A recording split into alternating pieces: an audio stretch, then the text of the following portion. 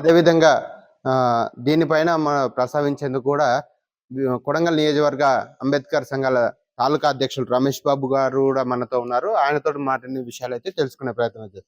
అన్న, ఈ ప్రభుత్వ ఆశ్రమ పాఠశాలలో విద్యార్థులు అనేది కూడా చాలా మంది ఉన్నత శిఖరాల్లో మంచి మంచి చదువులు చదివి ఉన్నత శిఖరాలు అధిరోహించడం జరిగింది. దీనిపైన మీ యొక్క అభిప్రాయం ఏంటి? Thank you. నా పేరు రమేష్ బాబు, కొడంగల్ తాలూకా అంబేద్కర్ ప్రజా సంఘాల అధ్యక్షునిగా పనిచేస్తున్నాను నేను.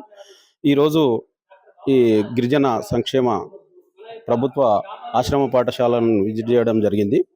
ఇక్కడ 100% 52 మంది ఉంటే 52 మంది విద్యార్థినులు మరి 100% రిజల్ట్ రావడం అనేది చాలా సంతోషకరమైన విషయం.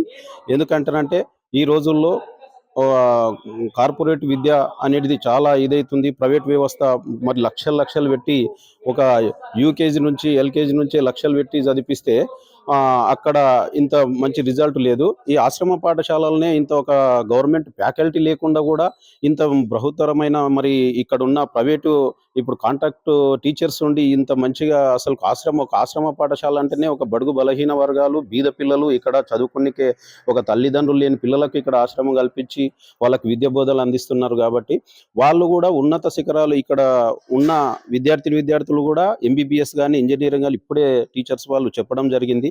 ఒక పెద్ద పొజిషన్లో ఉండడం, ఒక ఉన్నత శిఖరాలు అవరోధిస్తున్నారంటే ఆశ్రమ పాఠశాల చదివి ఇంత పెద్ద ఎత్తున అవుతున్నారంటే మా కొడంగల్ తాలూకా అంబేద్కర్ సంఘాల తరపు నుండి మేము ఖచ్చితంగా వాళ్ళకు అభినందనలు తెలియజేస్తున్నాం. అలాగే మహనీయులు జ్యోతిరావు పూలే, సావిత్రిబాయి పూలే, మొట్టమొదటి పంతులమ్మ సావిత్రిబాయి పూలే విద్య అందించాలంటనని ఒక సంకల్పం తీసుకొని 1800 దశకంలోనే మరి అప్పట్లోనే మహిళలకు అందరికి విద్య అందియాలంటనని జ్యోతిరావు పూలే దంపతులు ఇద్దరు మరి ఒక అప్పట్లోనే బాలికలకు పాఠశాలలు ఏర్పాటు చేయడం, ఆ బాలికల పాఠశాలలు ఇప్పుడు ఇంత ఎత్తున ఇప్పుడు ఇక్కడ ఆశ్రమ పాఠశాలల వరకు వచ్చిందంటనంటే అది జ్యోతిరావు పూలే, సావిత్రిబాయి పూలే, బాబాసాహెబ్ అంబేద్కర్ గారి మరి లక్ష్యం ఆశయం ఉన్నది. కాబట్టి ఆశయాన్ని ముందరికి తీసుకెళ్తున్నారంటే చాలా గ్రేట్.